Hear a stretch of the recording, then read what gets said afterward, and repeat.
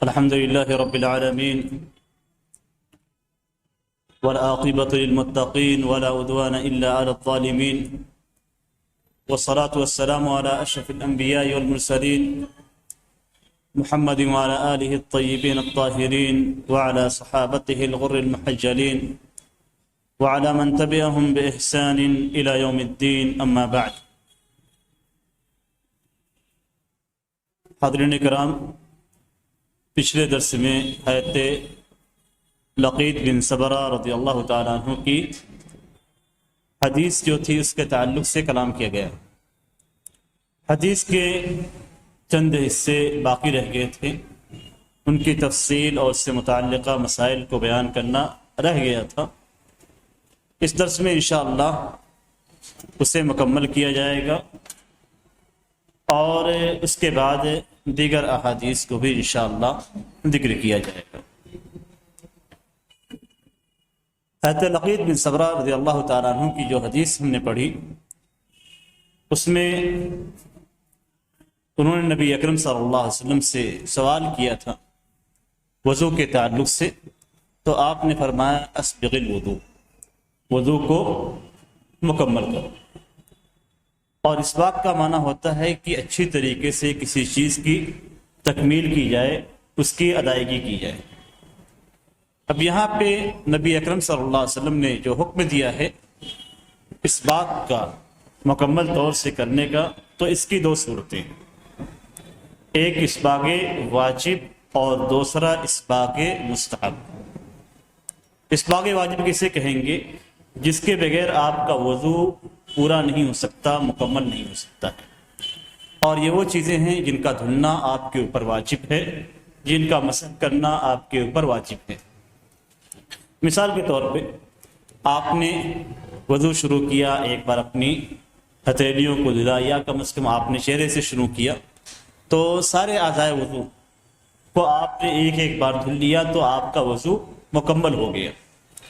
یعنی جو آپ کے اوپر واجب تھا اس واجب کو آپ نے ادا کر دیا. یہ اسباغ واجب کہلاتا ہے. دوسرا اسباغ ہے اسباغ مستحب، یعنی جن اعضاء کو آپ نے ایک بار دھلا تھا، جن کا دھلنا ضروری تھا، اس ضروری اعضاء کے بعد آپ مزید اس کے اندر جو سنت وارد ہے ان سنت کو پورا کریں. جیسے مثال کے طور پہ آپ ہتھیلیوں کو پہلے دھلیں اور ہر اعضائے وضو کو آپ تین بار دھلیں، تو یہ سنت ہے جو نبی اکرم صلی اللہ علیہ وسلم سے ثابت ہے.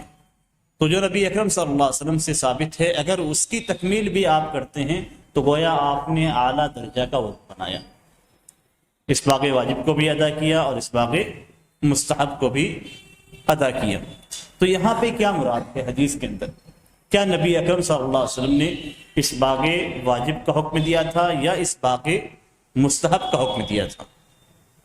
بعض علماء کرام کہتے ہیں کہ نبی اکرم صلی اللہ علیہ وسلم کا جو حکم تھا وہ اسباغ واجب کے لیے تھا، جیسا کہ آیت کریمہ کے اندر میں آیت کریمہ میں جو ذکر کیا گیا وَيَا أَيُّهَا الَّذِينَ آمَنُوا إِذَا قُمْتُمْ إِلَى الصَّلَاةِ فَاغْسِلُوا وُجُوهَكُمْ وَأَيْدِيَكُمْ إِلَى الْمَرَافِقِ وَامْسَحُوا بِوُجُوهِكُمْ وَامْسَحُوا بِرُؤُوسِكُمْ وَأَرْجُلَكُمْ إِلَى الْكَعْبَيْنِ.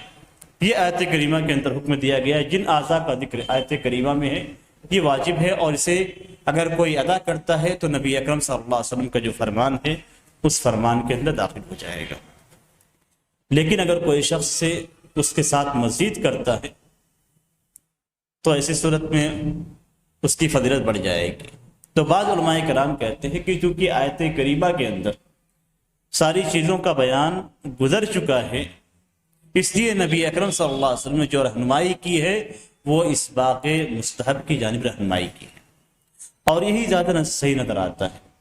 اس لیے کہ نبی اکرم صلی اللہ علیہ وسلم نے انہیں یہ نہیں بتلایا کہ آپ چہرہ دھلیں، ہاتھوں کو دھلیں، سر کا مسح کریں، پیروں کو دھلیں، بلکہ آپ نے کہا کہ آپ وضو کو مکمل کریں، یعنی اچھی طریقے سے کریں.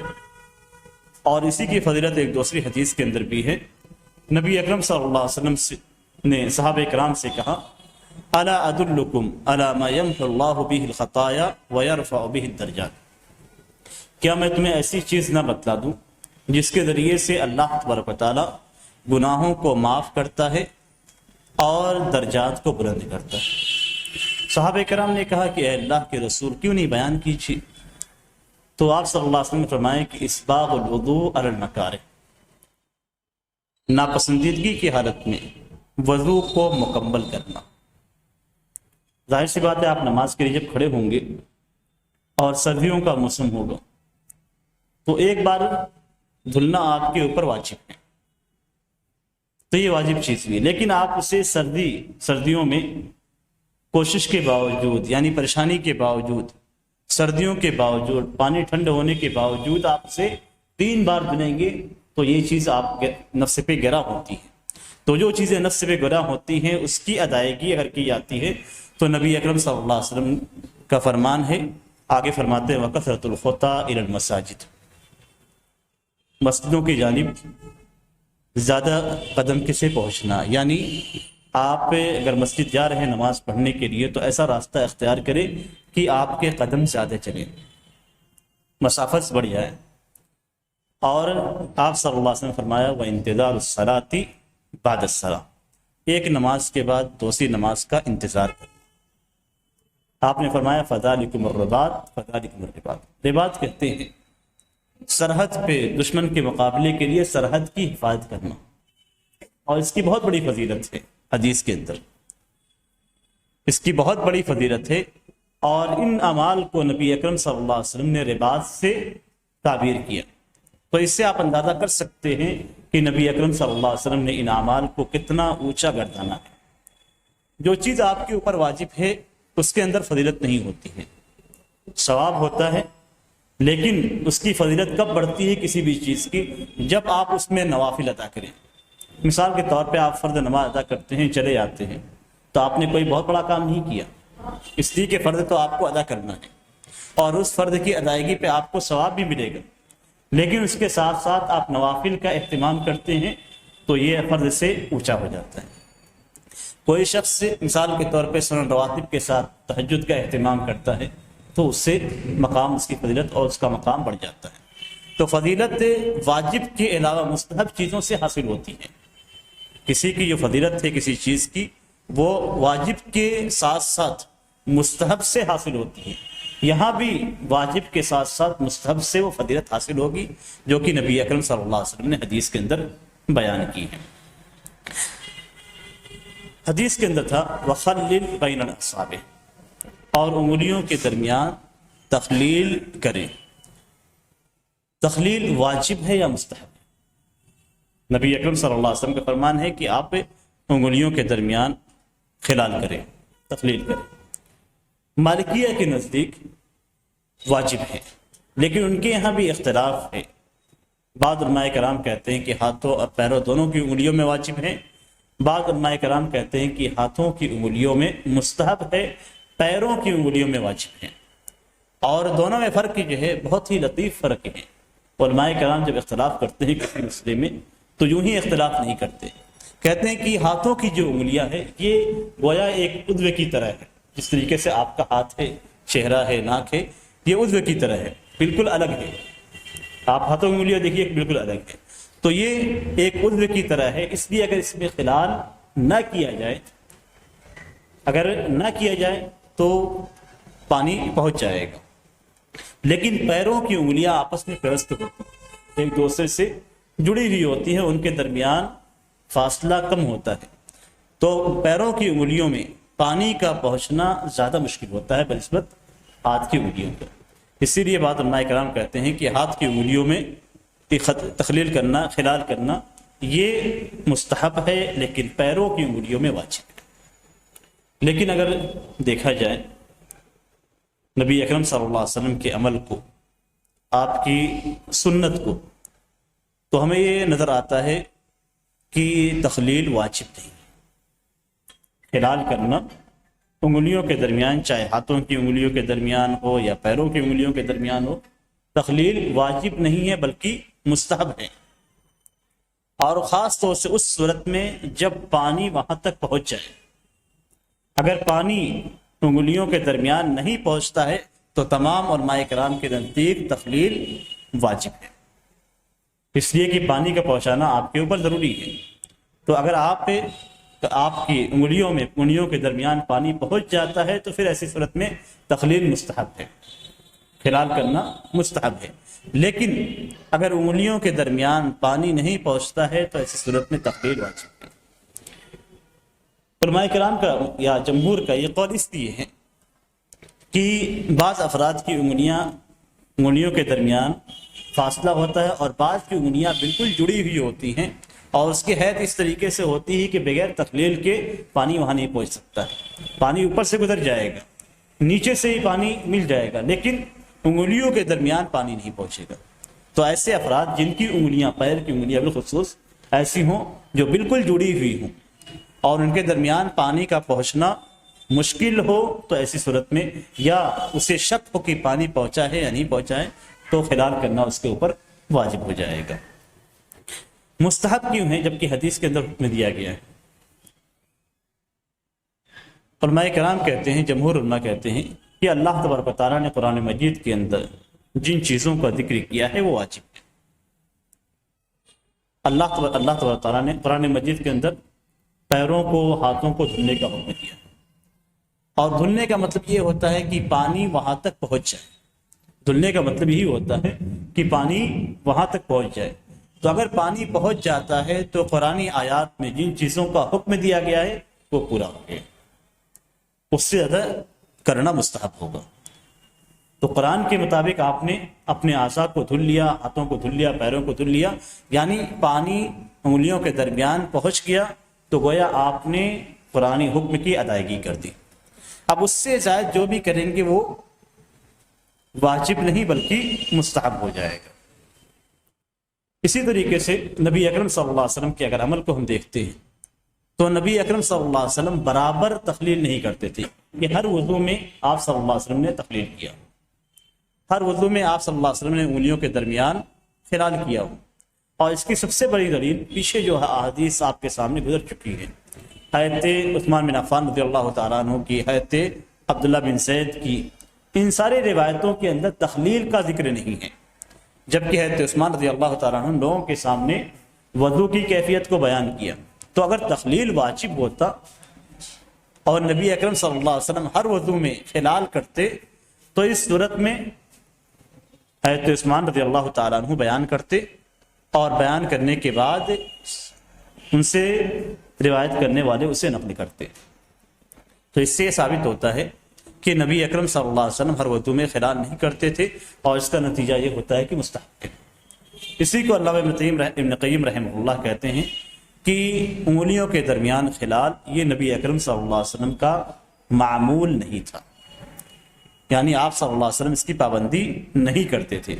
اور حضرت مستورد بن شداد کی روایت ہے کہ میں نے نبی اکرم صلی اللہ علیہ وسلم کو دیکھا کہ جب آپ وضو کرتے تھے تو اپنے پیر کی انگلیوں کو اپنے ہاتھ کی سب سے چھوٹی انگلی سے خلال کرتے تھے۔ تو یہ روایت کے اندر موجود ہے، لیکن یہ اس روایت پہ کلام ہے۔ اس روایت پہ کلام ہونے کے باوجود علماء کرام نے کہا کہ اگر ثابت ہو جاتا ہے تب بھی ہم یہ کہیں گے کہ نبی اکرم صلی اللہ علیہ وسلم کا معمول نہیں تھا، اس لیے کہ دوسرے صحابہ کرام نے نبی اکرم صلی اللہ علیہ وسلم کے وضو کی کیفیت کو نقل کیا اور اس کے اندر خلال کا ذکر نہیں کیا ہے۔ اس سلسلے میں راجح یہ ہے کہ اگر پانی کا پہنچنا ممکن ہے یا آپ کو یقین ہے کہ پانی میرے ہاتھوں کی انگلیوں کے درمیان پہنچ چکا ہے اور پیروں کی انگلیوں کے درمیان پانی پہنچ چکا ہے، اس حصے تک پہنچ گیا ہے، تو ایسی صورت میں خلال کرنا آپ کے اوپر واجب نہیں ہے۔ لیکن اگر آپ کو شبہ ہے، شک ہے کہ ہو سکتا ہے پہنچاؤ یا ہو سکتا ہے نہیں پہنچا، تو شبہ کی بنیاد پہ آپ نے وضو کی تکمیل کریں گے اور اس صورت میں آپ کے اوپر خلال کرنا واجب ہوگا۔ حدیث کے اندر کہا گیا تھا وَبَالِغْ فِي الْإِسْتِنْشَاقِ إِلَّا أَن تَكُونَ صَائِمًا، کہ اگر آپ روزے کی حالت میں ہیں تو ناک میں پانی کھینچنے میں مبالغہ سے کام نہ لیجیے، اور اگر روزے کی صورت میں نہیں ہیں تو ایسی صورت میں ناک میں پانی کھینچنے میں مبالغہ سے کام لیجیے۔ ابھی یہاں پہ جو حکم دیا گیا ہے، کیا یہ حکم واجب ہے؟ یعنی پاک مبالغہ کرنا، ناک میں پانی کھینچنے میں مبالغہ کرنا، یہ واجب ہے یا مستحب ہے؟ واجب ہے یا مستحب۔ اکثر علماء کرام کا یہی قول ہے کہ مبالغے کا جو ذکر حدیث کے اندر ہے یہ واجب نہیں ہے، اور اس کے واجب نہ ہونے کی جو دلیل ہے وہ یہ کہ نبی اکرم صلی اللہ علیہ وسلم نے بعض حالات کو مستثنیٰ کیا ہے۔ اگر کوئی چیز واجب ہوتی تو ایسی صورت میں اس حالت کو مستثنیٰ نہیں کیا جاتا، خاص کر وہ حالت جس میں شک ہے کہ ہو سکتا ہے کہ پانی ناک کے ذریعے سے حلق سے نیچے اتر جائے اور روزہ خراب ہو جائے۔ یہ ایک شک والی چیز ہے، اور شک کی بنیاد پہ کسی بھی واجب کو ترک نہیں کیا جاتا، کسی بھی شک اور شبہے کی بنیاد پہ کسی واجب کو ترک نہیں کیا جاتا ہے۔ یہ اس بات کی دلیل ہے کہ مبالغے کا جو حکم دیا گیا تھا وہ حکم واجب نہیں ہے، اور غیر روزہ دار کے لیے وہ حکم مستحب ہے۔ روزہ دار کا حکم الگ ہے، روزہ دار کو نبی اکرم صلی اللہ علیہ وسلم نے مستثنیٰ کیا ہے، یعنی اگر کوئی شخص روزے سے ہے تو ایسی صورت میں وہ مبالغہ سے کام نہ لے گی، یعنی ناک میں آپ کو پانی ڈالنا ہی ہے، چاہے آپ روزے سے ہوں روزے سے نہ ہو، لیکن کھینچنا، زور سے کھینچنا، یہ روزے دار کے لیے منع ہے، اس لیے کہ اگر وہ کھینچتا ہے تو ایسی صورت میں پانی اس کے ناک کے ذریعے سے حلق تک پہنچے گا اور حلق کے ذریعے سے پیٹ تک پہنچ جائے گا، اور یہ وہ چیز ہے جس سے حدیث کے اندر منع کیا گیا ہے، اس لیے کہ اس کا روزہ باطل ہو جائے گا۔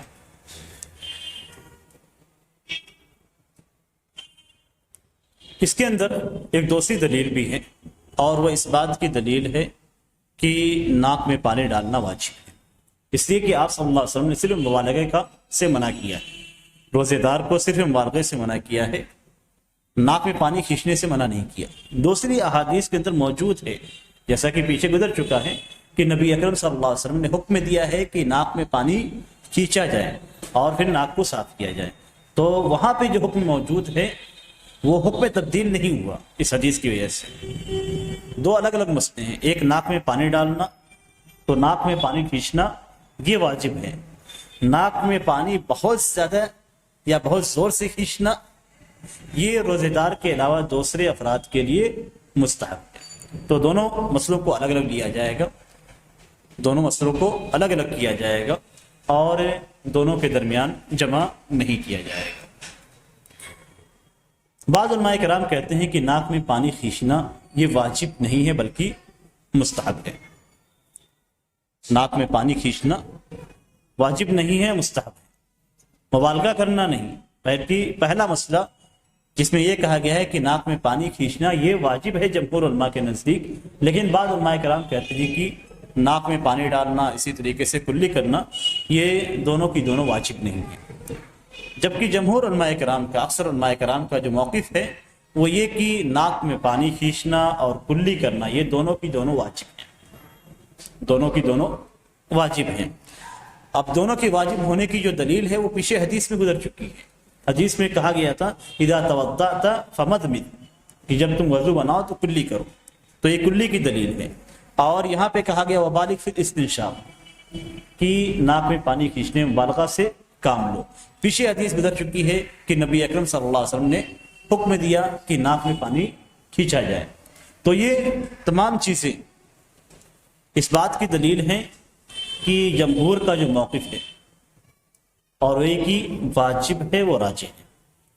اب جو لوگ کہتے ہیں، مثال کے طور پہ جو لوگ یہ کہتے ہیں کہ واجب نہیں ہے بلکہ ناک میں پانی ڈالنا اور کلی کرنا یہ دونوں کی دونوں مستحب ہے، وہ یہ کہتے ہیں کہ اگر کسی شخص نے وضو کیا اور کلی نہیں کی، ناک میں پانی نہیں ڈالا، تو اس کا وضو صحیح ہوگا۔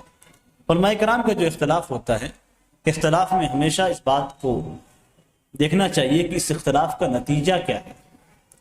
جیسے جمہور علماء کرام کہتے ہیں کہ واجب ہے، اگر کسی نے چھوڑ دیا تو اس کا وضو نہیں، اور اگر کسی نے چھوڑ کر وضو بنایا اور پھر نماز پڑھی تو اس کے بعد اس کی نماز نہیں ہوگی۔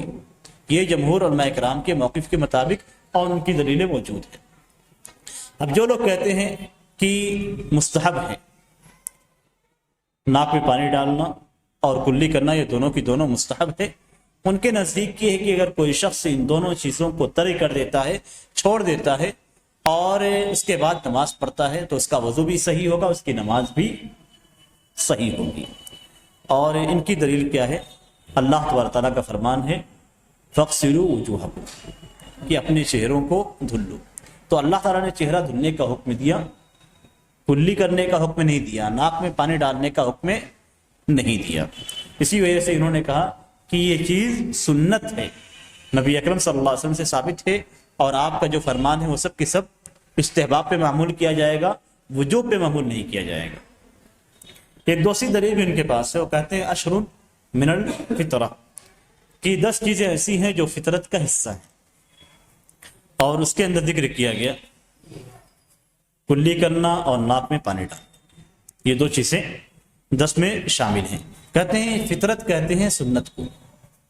فطرت کا جو مفہوم ہوتا ہے وہ کہتے ہیں کہ فطرت، یہاں پہ فطرت سے مراد سنت ہے، یعنی 10 چیزیں سنت ہیں.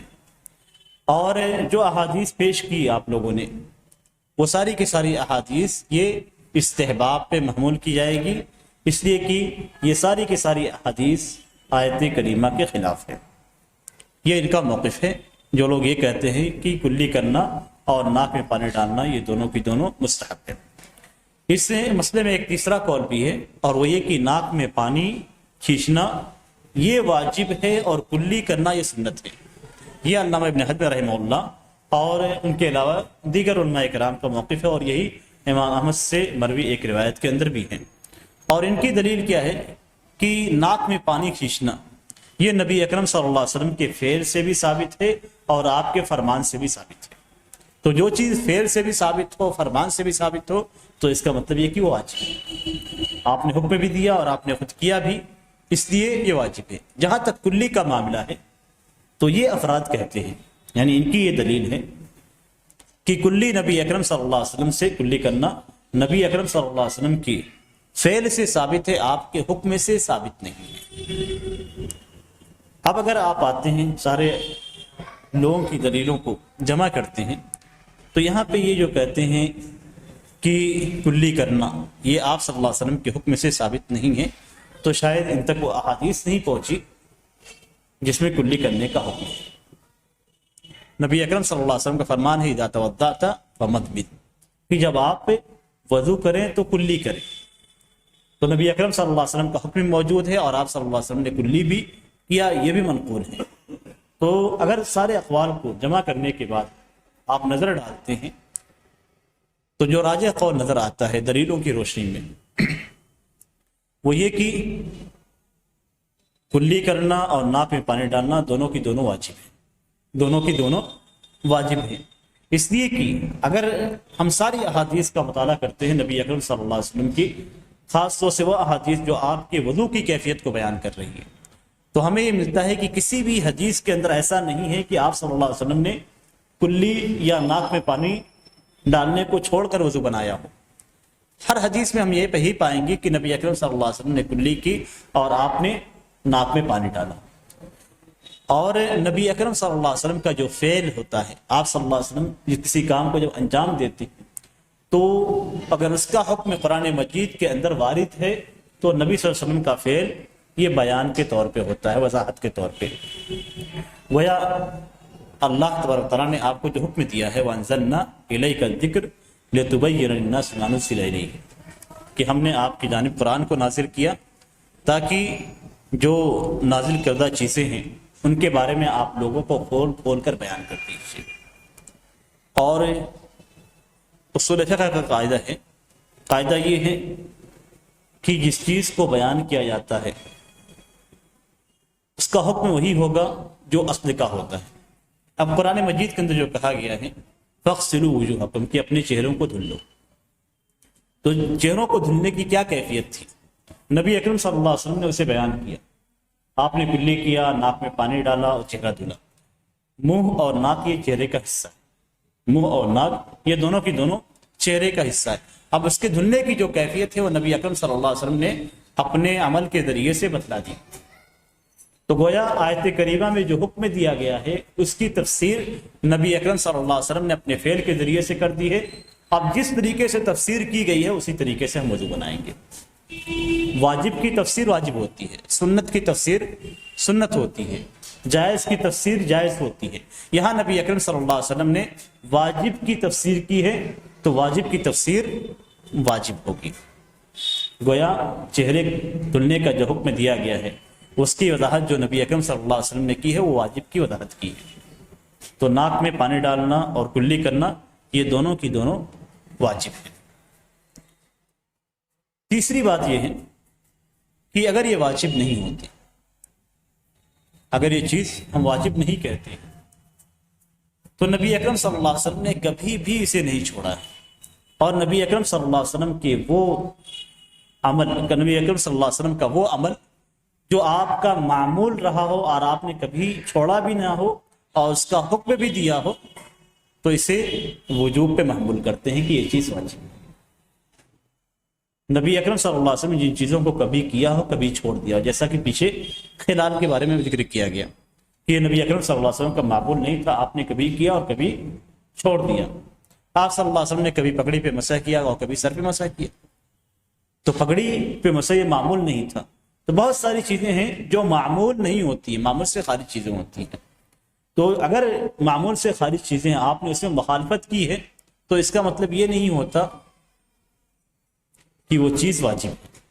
یہاں نبی اکرم صلی اللہ علیہ وسلم نے کسی بھی قسم کی کوئی مخالفت نہیں. آپ کا جو معمول تھا وہ یہ کہ آپ ہمیشہ کلی کرتے تھے، ہمیشہ ناک میں پانی ڈالتے تھے، اور کبھی بھی ایک بار بھی یہ چیز منقول نہیں ہے کہ آپ نے کلی چھوڑی ہو یا پھر ناک میں پانی ڈالنا چھوڑ دیا ہو. اگر کبھی چھوڑتے تو ہم یہ کہہ سکتے تھے کہ ایسا کرنا مستحب ہے، واجب نہیں ہے. جہاں تک ان افراد کا تعلق ہے جو مستحب قرار دیتے ہیں، انہوں نے دلیل دی تھی کہ 10 چیزیں فطرت سے ہیں. نبی اکرم صلی اللہ علیہ وسلم کی حدیث ہے کہ 10 چیزیں فطرت سے ہیں، اور اس میں کلی اور ناک میں پانی ڈالنے کا ذکر کیا گیا ہے. اور ساتھ ہی ساتھ انہوں نے یہ بھی کہا کہ فطرت سے مراد یہاں پہ سنت ہے. یہ نبی کا فرمان نہیں تھا. وہ کہتے ہیں، علماء کرام کہتے ہیں کہ فطرت سے مراد یہاں پہ سنت ہے. تو اس کے اندر جو چیزیں ذکر کی گئی ہیں اس میں ختنہ کا بھی ذکر آیا ہے، اور اس میں کوئی شک نہیں کہ ختنہ کرانا واجب ہے. تو وہاں پہ فطرت سے مراد فطرت نہیں ہے، وہاں پہ فطرت سے مراد فطرت نہیں ہے، بلکہ وہ چیزیں ہیں جو سنت کونیہ یا سنت انبیاء کے مطابق ہیں، تو اسے فطرت کہا جاتا ہے. یعنی انسانی فطرت جس پہ اللہ تعالیٰ نے انسان کو پیدا کیا، یا انبیاء کرام کی جو سنت رہی ہے، جو سارے انبیاء کرام کو شامل رہی ہے. تو اس سے معلوم ہوتا ہے کہ یہ چیز سارے انبیاء کرام کے درمیان مشترک تھی، کلی کرنا اور ناک میں پانی ڈالنا. یہ ایسی چیزیں ہیں جو فطرت کا حصہ ہے، گویا انبیاء کرام کا یہ معمول رہا ہے، اس پہ ان کا سارے انبیاء کرام کا اتفاق رہا ہے. اس کے بعد اس حدیث کے اندر ایک بہت اہم چیز کو ذکر کیا گیا ہے، اور یہ اصولی قاعدہ ہے، اصول فقہ کا ایک قاعدہ ہے، بلکہ اصول فقہ کی دلیلوں میں سے ایک دلیل اسے ہم کر سکتے ہیں، اور وہ یہ ہے کہ سد ذریعہ یعنی کوئی چیز حلال ہوتی ہے لیکن اس حلال چیز کی وجہ سے ہم حرام تک پہنچتے ہیں تو وہ حلال چیز بھی حرام ہو جاتی ہے. یعنی کوئی چیز فی اصلہ ہی حلال ہے لیکن یہ حلال چیز ہمیں حرام تک پہنچاتی ہے. تو اگر یہ حلال چیز ہمیں حرام تک پہنچاتی ہے تو ایسی صورت میں وہ حلال چیز بھی حرام ہو جاتی ہے. یہاں مثال کے طور پہ جو ذکر کیا گیا وبالغ فی الاستنشاق الا ان تکون صائما، کہ ناک میں پانی ڈالنے میں مبالغہ سے کام لیجیے الا یہ کہ آپ روزے سے ہوں. تو مبالغے سے منع کیوں کیا گیا جبکہ ناک میں پانی ڈالنے مبالغہ کرنا یہ جائز ہے؟ آپ نے خود حکم دیا اس کا، تو حکم دینے کا مطلب یہ کہ یہ چیز جائز ہے، تو فی اصلی ہی یہ جائز ہے.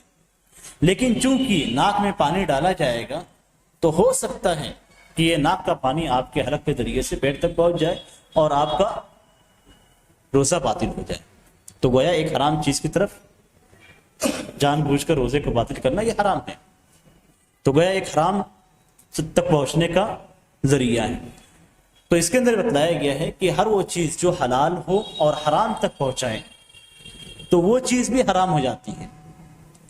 اب اگر کوئی شخص مثال کے طور پہ رمضان کے یا روزے کے دن میں وہ وضو بناتا ہے اور ناک میں پانی ڈالنے مبالغہ سے کام لیتا ہے، اور اس کی صورت یہ ہے کہ جب بھی مبالغے سے کام لیتا ہے تو پانی حلق سے نیچے اتر جاتا ہے. تو اگر وہ ایسا کرتا ہے تو ایسی صورت میں ہم کہیں گے کہ آپ نے اپنے روزے کو جان بوجھ کر توڑا ہے, اور اس صورت میں گویا آپ نے حرام کام کا ارتکاب کیا ہے جس سے نبی نے منع کیا ہے. اصلی چیز جائز تھی لیکن اس کے باوجود اس سے منع کیا. اور اس کی مثال متعدد مثالیں ہیں. مثال کے طور پہ ایک شخص ٹیکسی چلاتا ہے, ٹیکسی چلانا اور اس کی اجرت لینا یہ جائز ہے. لیکن کوئی شخص سے کسی کو جان بوجھ کر کسی مندر تک پہنچاتا ہے یا کسی شرکیہ مزار تک پہنچاتا ہے تو اس شخص کو وہاں تک پہنچانا اور اسے معلوم ہے کہ یہ شخص سے مجھے میری ٹیکسی صرف اس لیے ہائر کرتا ہے کہ وہاں تک پہنچے, تو ایسی صورت میں اس کا اجرت لینا جائز نہیں. اجرت لینا اس کا جائز نہیں. تو یہ چیز بہت اہم ہے اسلام کے اندر. اسلام کے اندر کوئی چیز اگر جائز ہے لیکن وہ جائز چیز حرام تک پہنچاتی ہے تو ایسی صورت میں وہ چیز بھی حرام قرار دی جاتی ہے. اسی لیے علماء کرام اس مسئلے کے تحت, اس قاعدے کے تحت جو چیزیں ذکر کرتے ہیں ان میں یہ بھی ذکر کرتے ہیں کہ اگر کسی شخص کے پاس انگور کا باغ ہے تو اس کے لیے اس انگور کے باغ کو یا انگور کو اس شخص کے لیے بیچنا جائز نہیں ہے جو شراب بناتا ہے. تو اگر آپ کو معلوم ہے تو ایسی صورت میں آپ کے لیے جائز نہیں ہے. اگر آپ بیچتے ہیں تو گویا آپ حرام مال کھاتے ہیں. تو یہ بہت بڑا قاعدہ ہے جو یہاں پہ ذکر کیا گیا ہے. ایک دوسری چیز بھی یہاں پہ ذکر کی گئی ہے اور اس کے تحت ایک اور قاعدہ, ایک اور بات ہے بہت زیادہ وہ اہم ہے. قرآن مجید کے اندر اللہ تعالیٰ ذکر کرتا ہے وَلَا تَسُبُّوا الَّذِينَ يَدْعُونَ مِن دُونِ اللَّهِ فَيَسُبُّوا اللَّهَ عَدْوًا بِغَيْرِ عِلْمٍ, کہ آپ مشرکین کی, یہاں پہ صحابہ کرام کو مخاطب کیا گیا ہے کہ آپ لوگ مشرکین کے بتوں کو گالی نہ دیں, برا بلا نہ کہیں, جبکہ مسلمانوں کے لیے مشرکین کے بتوں کو برا بلا کہنا یہ جائز ہے. لیکن اللہ تبارک تعالیٰ نے اس آیت کے اندر منع فرمایا اس لیے کہ یہ کس بات کا ذریعہ ہے, مباح ہونے جائز ہونے کے باوجود وہ لوگ اللہ تبارک تعالیٰ کو برا بلا کہتے ہیں. فَيَسُبُّ اللَّهَ عَدْوًا بِغَيْرِ, بلا علم کے دشمنی میں وہ اللہ تبارک تعالیٰ کو گالی دینا شروع کر دیتے ہیں. تو اگر کوئی ایسی چیز ہے جس کی وجہ سے آپ کے اوپر کسی حرام کام کا شائبہ آتا ہے تو ایسی صورت میں وہ حلال چیز بھی حرام ہو جاتی ہے. یعنی یہاں پہ اللہ تبارک و تعالیٰ نے جبکہ ان کو برا بلا کہنا, ان کی حقیقت کو بیان کرنا, بلکہ حضرت ابراہیم علیہ السلام کے قصے میں اس کا توڑنا, یہ ساری چیزیں جائز ہیں, لیکن اس کے باوجود اللہ تبارک و تعالیٰ نے یہ منع کیا. تو ہر وہ چیز جو حرام تک پہنچانے والی ہو اگرچہ وہ جائز ہے اس کے باوجود اگر حرام تک پہنچاتی ہے تو وہ چیز حرام کہلائے گی. اسی لیے نبی اکرم صلی اللہ علیہ وسلم نے عورت اور اس کے خالہ کو جمع کرنا حرام قرار دیا. دو بہنوں کو جمع کرنا نکاح میں حرام قرار دیا. لڑکی اور اس کی پھوپھی کو نکاح میں جمع کرنا, اکٹھا رکھنا, یہ ساری چیزیں حرام ہیں. اس کی وجہ کیا ہے کہ اس سے ان میں جو تعلق ہے, جو رشتہ داری ہے, اس رشتہ داری کے اندر خلل واقع ہوگا. اس لیے کہ ظاہر سی بات ہے سوکن کو برداشت نہیں کرے گی, تو اس صورت میں اختلاف ہوگا, اور اختلاف ہوگا, مار پیٹ ہوگی, تو جو تعلق ہے ان کے درمیان, جو رشتہ داری ہے, صلہ رحمی ہے, اس پہ اثر انداز ہوگا. اور صلہ رحمی توڑنا, صلہ رحمی نہ کرنا یہ حرام کام ہے. اس لیے حرام کار تک پہنچانے والی یہ حلال چیز بھی حرام قرار دی گئی. اس کے اندر ایک دوسری چیز بھی ہے, اور وہ یہ کہ اگر کسی کام میں مصلحت ہو اور اس میں مضرت بھی ہو, دونوں چیزیں, یعنی نقصان کا پہلو بھی ہے اور مصلحت بھی ہے, دونوں چیزیں ہیں, تو ایسی صورت میں نقصان کے پہلو کو مقدم کیا جائے گا اور مصلحت کو چھوڑ دیا جائے گا. اور اسے فقہائے کرام اور اصولین کہتے ہیں درء المفاسد اولا من جلب المصالح, یعنی کسی مفسدت کو دور کرنا یہ بہتر ہے کہ آپ کسی مصلحت کو اختیار کریں. یہاں پہ نبی اکرم صلی اللہ علیہ وسلم مصلحت اور مفسدت کیا ہے اس سے حدیث کے اندر ایک مزید بات ذکر کرتا چاہوں کہ فقہائے کرام کے جو قاعدے ہیں, اصول فقہ کے جو قاعدے ہیں, یہ علماء نے اپنی جانب سے وضع نہیں کیا ہے.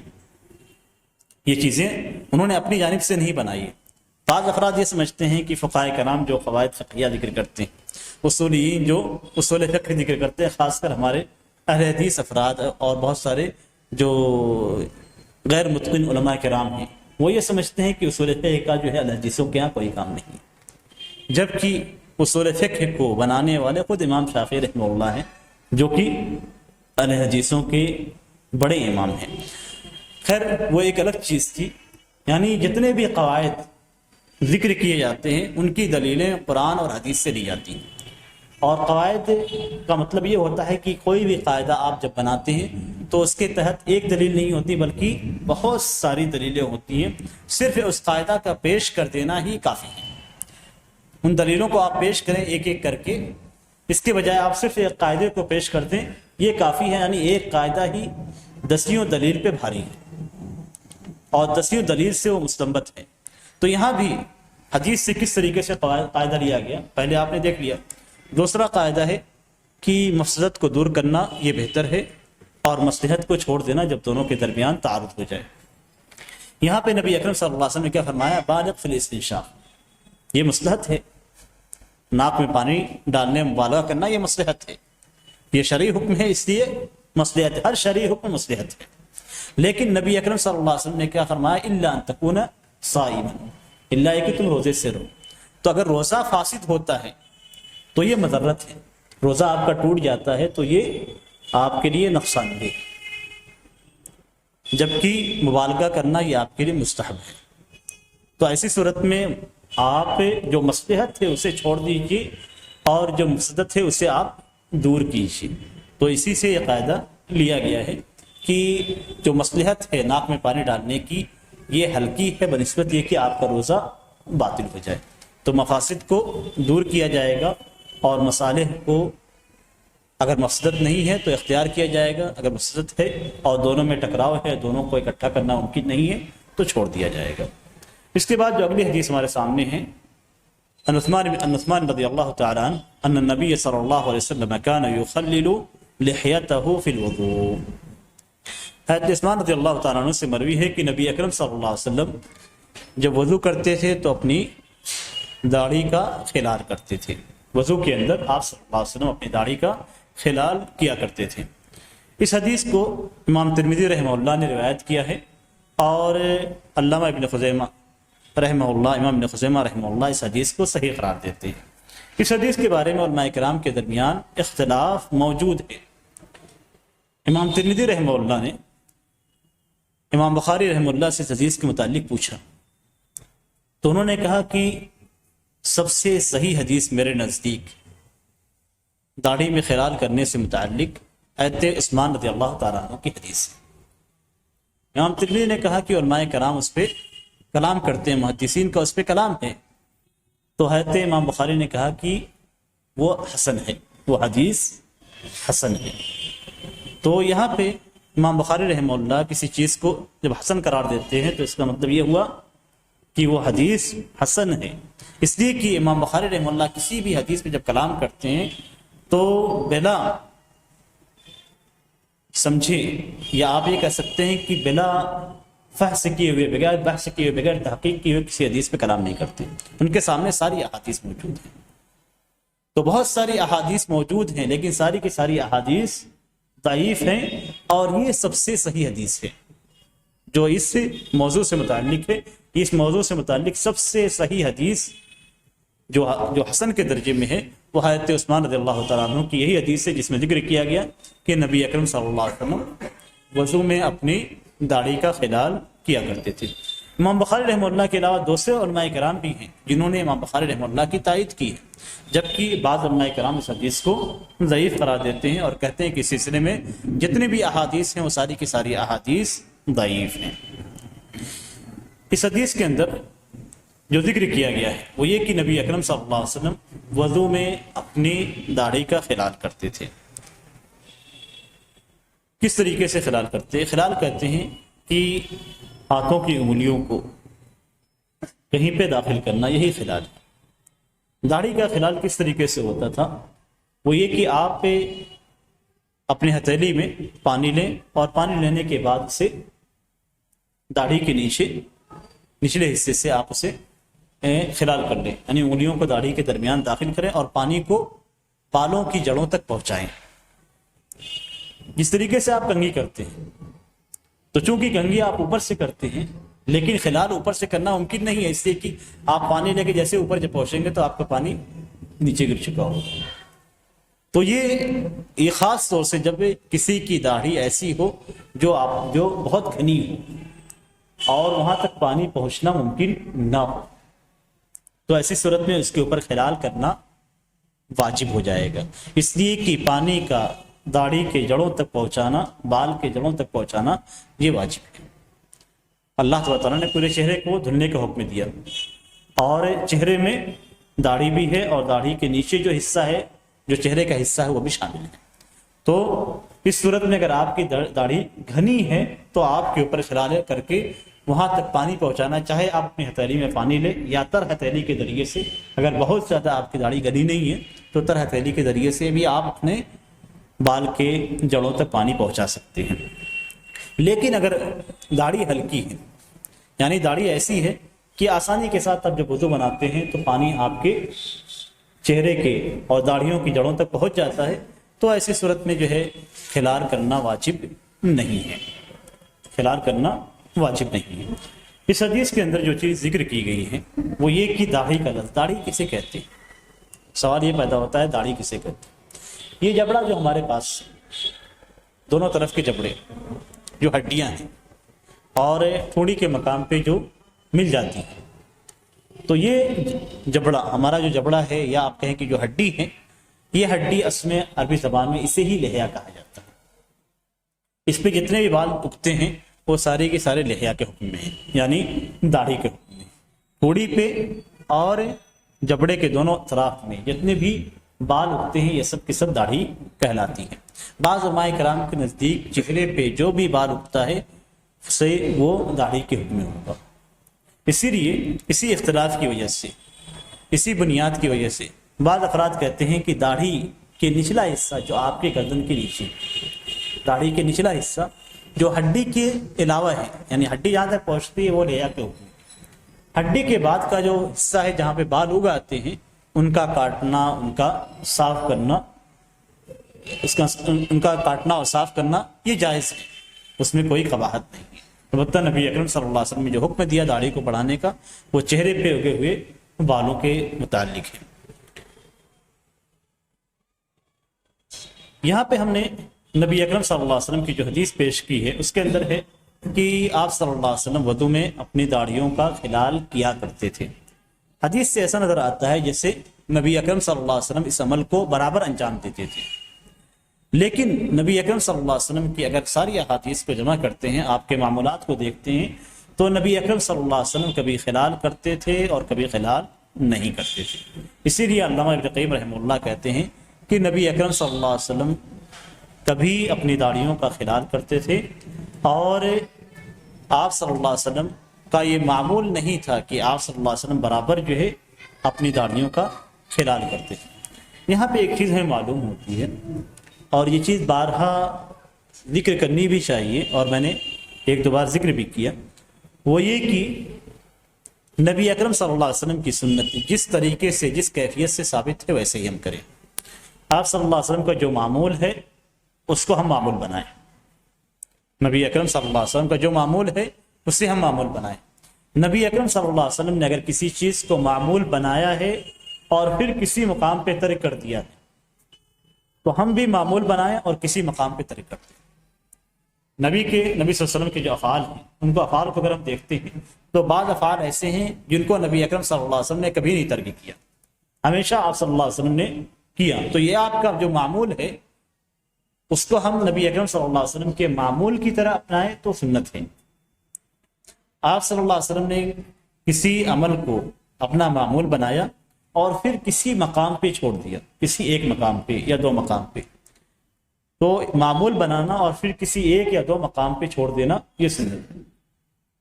جیسے مثال کے طور پہ نبی اکرم صلی اللہ علیہ وسلم کا معمول تھا کہ آپ سفر میں نماز پڑھتے تھے، جمع بین الصلاتین کرتے تھے، حضر میں نہیں کرتے تھے۔ حضر میں جو آپ کا معمول تھا یعنی قیام کی حالت میں وہ یہ کہ آپ صلی اللہ علیہ وسلم بارش کی وجہ سے یا کسی خوف کی وجہ سے یا بیماری کی وجہ سے. یہ 3 چیزیں ہیں، لیکن اس میں بھی 2 چیزیں ہیں صرف. خوف اور بارش، ان دونوں کا تعلق آپ صلی اللہ علیہ وسلم کے قیام سے تھا. اور ایک سفر، 3 چیزیں، مرض نہیں، بیماری کو نکال دیجیے. تو 3 چیزوں میں آپ صلی اللہ علیہ وسلم کا معمول تھا کہ آپ سفر میں رہتے تھے تو 2 نمازوں کو اکٹھا کرتے تھے، اور حضر میں ہوتے تھے تو بارش کی صورت میں یا خوف کی صورت میں، جیسا کہ حضرت ابن عباس رضی اللہ تعالیٰ عنہ کی حدیث میں ہے کہ آپ 2 نمازوں کو اکٹھا کرتے تھے. پھر ایک دوسری روایت ہے حضرت ابن عباس رضی اللہ تعالیٰ عنہ کی، بلکہ اسی روایت سے بھی ثابت ہوتا ہے، اس میں صراحت ہے کہ نبی اکرم صلی اللہ علیہ وسلم نے ظہر اور عصر کی نماز کو اکٹھا کیا، اور نہ بارش تھی، نہ ہی خوف تھا، اور نہ ہی آپ صلی اللہ علیہ وسلم سفر میں تھے. تو اب یہ ثابت ہو گیا کہ نبی اکرم صلی اللہ علیہ وسلم نے جمع کیا. اب اگر کوئی شخص اسے جمع کرنے کو معمول بنانے کی ثابت ہے تو جب چاہیں ہم کریں، تو یہ غلط ہے. اس لیے کہ نبی اکرم صلی اللہ علیہ وسلم نے اسے معمول نہیں بنایا، بلکہ نبی اکرم صلی اللہ علیہ وسلم نے اسے صرف جواز کے طور پہ بتلایا کہ اگر کبھی کر لیا جائے، جیسے آپ نے اکا دکا کیا، ایسے کبھی کر لیا جائے تو ایسی صورت میں جائز ہے. اس لیے کہ حضرت ابن عباس رضی اللہ تعالیٰ عنہ سے پوچھا گیا کہ آپ صلی اللہ علیہ وسلم نے ایسا کیوں کیا؟ اس لیے کہ معمول کے خلاف تھا. صحابہ کرام کے ذہن میں آیا کہ آپ صلی اللہ علیہ وسلم نہیں کرتے تھے، کیسے کیوں کیا؟ تو حضرت ابن عباس رضی اللہ تعالیٰ عنہ نے جواب دیا کہ اپنی امت کو مشقت میں نہیں ڈالنا چاہتے تھے. یعنی کبھی آپ کو کوئی مشقت پیش آ گئی تو آپ 2 نمازوں کو اکٹھا کر سکتے ہیں. تو یہ وجہ تھی. تو یہاں پہ یہ معمول کہ آپ صلی اللہ علیہ وسلم کوئی عمل کرتے ہیں، پھر اس کے برخلاف کبھی 1-2 بار کرتے ہیں، تو 1-2 بار کرنا ہی وہ سنت ہے. اور کسی فعل کو اگر آپ کرتے بھی ہیں اور نہیں بھی کرتے ہیں، دونوں چیزیں پائی جاتی ہیں، یعنی دونوں قسم کا معمول پایا جاتا ہے، تو آپ اسے کبھی کریں اور کبھی چھوڑ بھی دیں. یعنی کسی ایک چیز کو اس میں آپ اپنائیں گے تو گویا آپ سنت کو صحیح طریقے سے ادا نہیں کر رہے. جو صورت جیسے ثابت ہے ویسے ہی کرنا افضل ہے. جیسے مثال کے طور پہ نبی اکرم صلی اللہ علیہ وسلم کا یہ معمول تھا کہ آپ صلی اللہ علیہ وسلم کھڑے ہو کر پانی نہیں پیتے تھے. آپ نے ایک جگہ پہ مخالفت کی، آپ نے حج کے موقع سے کھڑے ہو کر پانی پیا، گھر میں داخل ہوئے، مشکیزہ لٹکا ہوا تھا، آپ نے منہ کھولا اور اس کے بعد پانی پیا کھڑے ہو کر. تو یہ 2 جگہیں ثابت ہے کہ آپ صلی اللہ علیہ وسلم نے کھڑے ہو کر پانی پیا. تو اب اس سے یہ دلیل ہمیں نہیں ملتی ہے کہ ہم ہر مقام پہ کھڑے ہو کر پانی پئیں. تو صرف اس یہ بتلانے کے لیے کہ کھڑے ہو کر پانی پینا بھی جائز ہے، کھڑے ہو کر پانی پینا بھی جائز ہے. تو اگر کوئی شخص کھڑے ہو کر پانی پیتا ہے اور اسے معمول بنا لیتا ہے اور اس حدیث سے دلیل پکڑتا ہے تو غلط ہے. جو چیزیں آپ پہ جس طریقے سے کرتے ہیں آپ صلی اللہ علیہ وسلم، اسی طریقے سے کرنا سنت ہے. تو گویا سنت 2 چیزیں، سنت 2 چیزیں، ایک تو اس عمل کا کرنا سنت ہے، دوسرا اس کیفیت کو اختیار کرنا سنت ہے. تو سنت کے اندر ہمیشہ اس بات کا خیال رہے کہ سنت اس طریقے سے نماز فرض ہے اور وقت میں فرض ہے، اسی طریقے سے سنت کو اسی کیفیت سے ادا کریں جس کیفیت سے آپ صلی اللہ علیہ وسلم نے ادا کیا ہے. اس کے بعد ہمارے سامنے ایک دوسری حدیث ہے حضرت عبداللہ بن زید رضی اللہ تعالیٰ عنہ کی، ان النبی صلی اللہ علیہ وسلم اتی بثلثی مد فجعل یدلق ذراعی، کہ نبی اکرم صلی اللہ علیہ وسلم کے پاس 2 مد پانی لائے گئے اور آپ اپنی دونوں ہتھیلیوں کو اس سے رگڑنے لگے، یعنی اسے ملنے لگے. اس حدیث میں جس بات کا ذکر کیا گیا ہے کہ نبی اکرم صلی اللہ علیہ وسلم کے پاس 2 بثلثی میں 2 تہائی مد لایا گیا. مد کسے کہتے ہیں؟ مد کہتے ہیں کہ آپ اپنے دونوں ہتھیلیوں کو جمع کر لیں اور جو متوسط فرد ہو، کسی جس کی انگلیاں نہ بہت زیادہ بڑی ہو نہ چھوٹی ہو، جو متوسط قسم کی ہتھیلی ہے، اس ہتھیلی کو بھر کے جو چیز ہوگی، گیہوں ہو، چاول ہو، تو اسے مد سے تعبیر کیا جاتا ہے. یعنی مد پیمانہ ہے، لیکن اس پیمانے کی مقدار یہی ہے. ایک پیمانہ ہے جس کے ذریعے سے ہم زکوٰۃ فطر کو ادا کرتے ہیں. تو اس پیمانے کی جو مقدار ہے وہ کہتے ہیں کہ متوسط شخص کی ہتھیلی، متوسط ہتھیلی کے اندر بھر کر اسے ہاتھوں کو اس طریقے سے پھیلا دیا جائے، ایسا نہیں کہ سکوڑ کر، ہاتھوں کو پھیلا کر جو اس کے اندر آتا ہے وہ مقدار مد کی مقدار بنتی ہے۔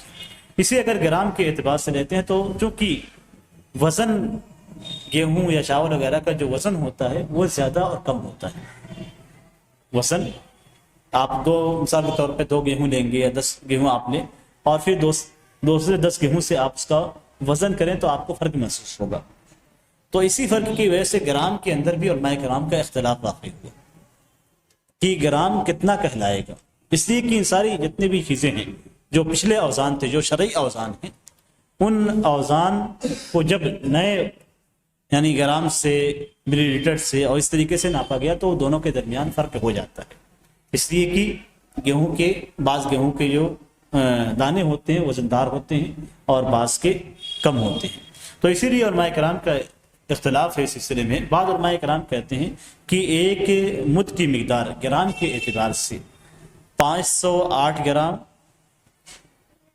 اور اشاریہ 75 گرام، 508.75 گرام ہے، جبکہ علماء کرام کی، سعودی علماء کرام کی جو اعلیٰ کمیٹی ہے جسے ہیئت کبار العلماء کہا جاتا ہے، ان کے یہاں اس کی مقدار 650 گرام ہے۔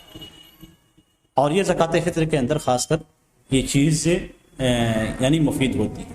اور یہ جو وزن کیا گیا ہے یہ گیہوں کے یا جو کے دانوں سے وزن کیا گیا ہے۔ اگر آپ اسے ملی لیٹر کے اعتبار سے لیتے ہیں تو جیسا کہ ہتھیلی کے اعتبار سے اگر لیتے ہیں، ہتھیلی کے اعتبار سے، تو ہتھیلی کے اعتبار سے جب ملی لیٹر کو دیکھا گیا تو 628 ملی لیٹر ہوتے ہیں، 628 ملی لیٹر ہوتا ہے۔ اور اگر پیمانے کے اعتبار سے لیتے ہیں، جو پیمانہ جس کے ذریعے سے زکوٰۃ ادا کی جاتی ہے، اگر اس میں پانی بھر کے اس کو جب چیک کیا گیا تو ایسی صورت میں اسے پایا گیا کہ یہ 786 ملی لیٹر ہوتا ہے۔ تو دونوں کے درمیان فرق ہے، دونوں کے درمیان فرق۔ ہتھیلی ظاہر سی بات ہے، ہتھیلی کا کسی کی بڑی ہوتی ہے کسی کی چھوٹی ہوتی ہے، اس اعتبار سے اس کا مد کی مقدار زیادہ اور کم ہو جاتی ہے۔ گویا نبی اکرم صلی اللہ علیہ وسلم کا جو کے تعلق سے جو حدیث ہے کہ 2/3 مد یعنی ایک مد کے 2/3 حصے سے آپ صلی اللہ علیہ وسلم نے وضو بنایا، تو یہ یہاں پہ مد کی تفصیل آپ لوگوں کے سامنے ذکر کر دی گئی۔ اس کے بعد حدیث کے اندر ہے کہ نبی اکرم صلی اللہ علیہ وسلم اپنے دونوں بازوؤں کو پانی سے ملنے لگے۔ یہاں پہ دلکہ کا لفظ استعمال کیا گیا، باقی جگہوں پہ فاغسلوا وجوہکم غسل کا لفظ استعمال کیا گیا۔ تو فرق کیا ہے؟ غسل کہتے ہیں یعنی دھلنا کہتے ہیں کہ آپ پانی کو اپنے وضو پہ گرا لیں، پانی کو اپنے کسی بھی حصے پہ گرائیں گے تو اس حصے کو دھلنا کہا جاتا ہے۔ عربی زبان کے اعتبار سے، اردو زبان کا اعتبار نہیں ہوگا۔ دلک کہتے ہیں ملنا، یعنی آپ پانی گرا کے اس کو رگڑیں گے تو یہ دلک ہوتا ہے۔ یہاں پہ جو حکم جو چیز موجود وہ یہ کہ نبی اکرم صلی اللہ علیہ وسلم اپنے دونوں بازوؤں کو اس پانی سے ملنے لگے۔ تو دونوں کے اندر فرق ہے، دونوں کے اندر فرق ہے۔ اور مس سے کہتے ہیں کہ ہاتھوں کو کہیں پہ گزار دینا۔ تو 3 چیزیں ہمارے پاس ہیں حدیث کے اندر، یا آپ یہ کہیں کہ قرآن اور حدیث کو لے کر 3 چیزیں ہمارے پاس ہوتی ہیں۔ ایک غسل کا لفظ جو دھلنے کے معنی میں ہوتا ہے، یعنی پانی گرانا، اس عضو پہ پانی گرانا، یہ غسل ہے۔ دوسری چیز ہے ہمارے سامنے دلک۔ دلک کا معنی ہوتا ہے پانی گرا کے اسے ہاتھوں سے ملنا۔ اور تیسری چیز ہے مسح، یعنی ہاتھوں کا پھیرنا، کسی چیز پہ ہاتھوں کا پھیرنا۔ یہ 3 چیزیں ہیں جس کا شرعی الفاظ سے تعلق ہے، اور یہ 3 چیزیں ایسی ہیں جس کا جاننا ہمارے لیے ضروری ہے۔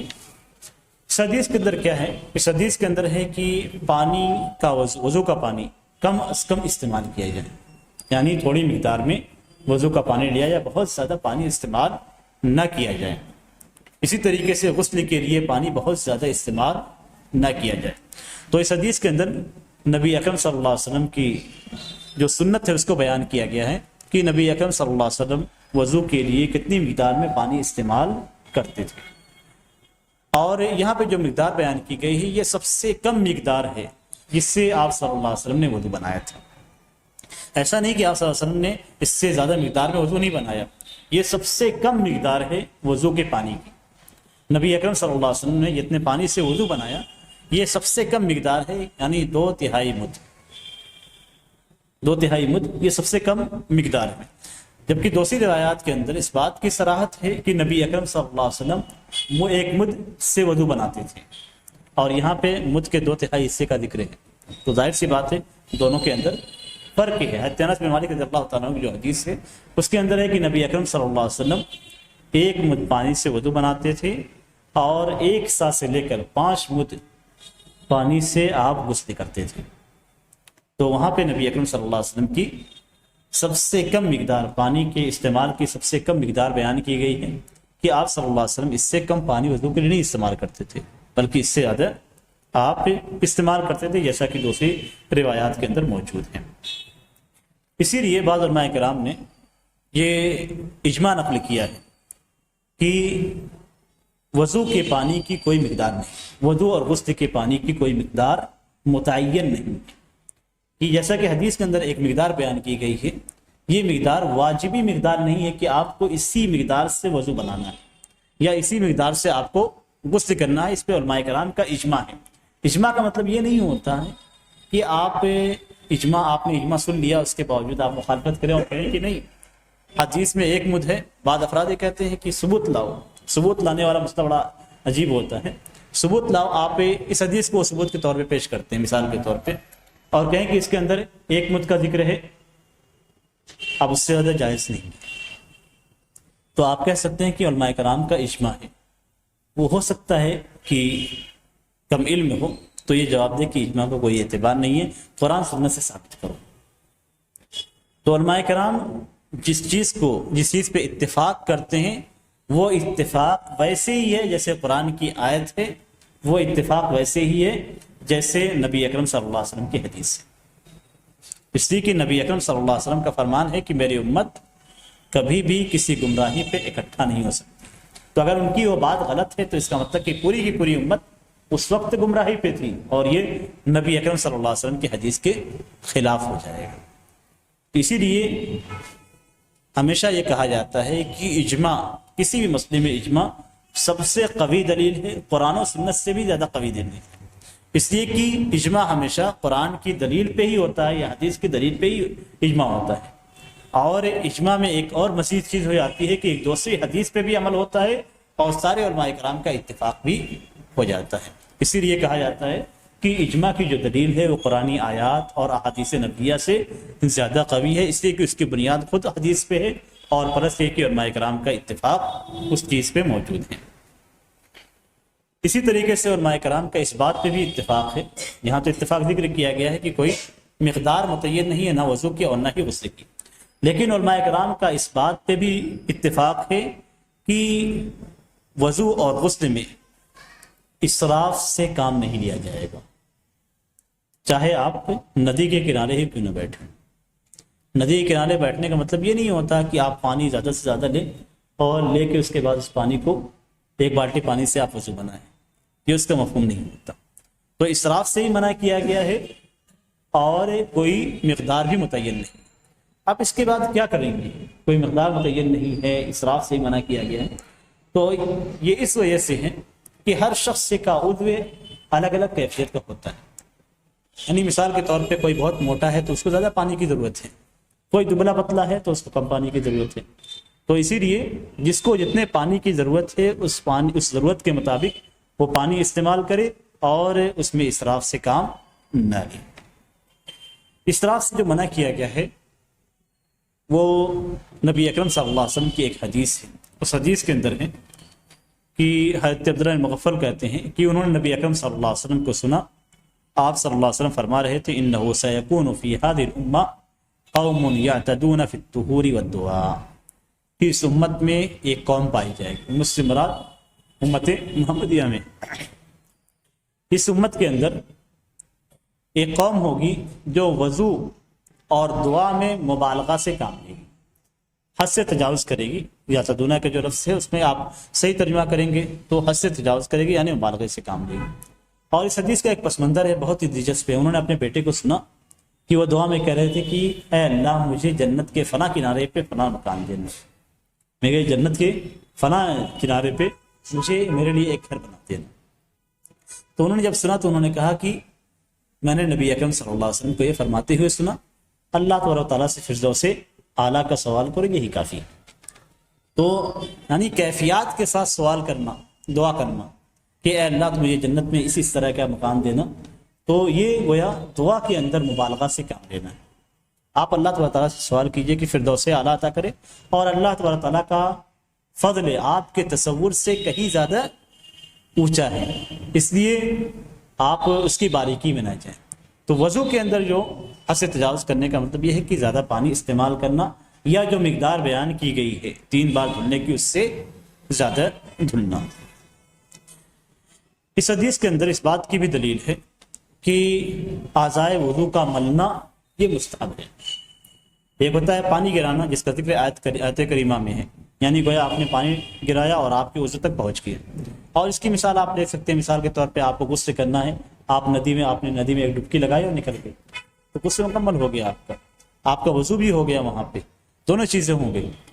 اور یہاں پہ آپ صلی اللہ علیہ وسلم سے مذکور ہے کہ آپ اعضائے بدن کو ملتے تھے، تو اسی لیے علماء کرام نے یہ کہا ہے کہ آیت کریمہ اور اس کو دونوں کو جمع کرتے ہوئے کہ اعضاء کا ملنا یہ مستحب ہے، واجب نہیں ہے، اس لیے کہ اللہ تبارک تعالیٰ نے آیت کے اندر دھلنے کا حکم دیا، اور دھلنے کا مطلب یہ کہ پانی وہاں پہ گزر جائے، اور ملنا ایک الگ چیز ہے جو آیت کریمہ کے اندر مذکور نہیں ہے، اور نبی اکرم صلی اللہ علیہ وسلم کے اس عمل سے ثابت ہوتا ہے جیسا کہ حدیث کے اندر موجود ہے۔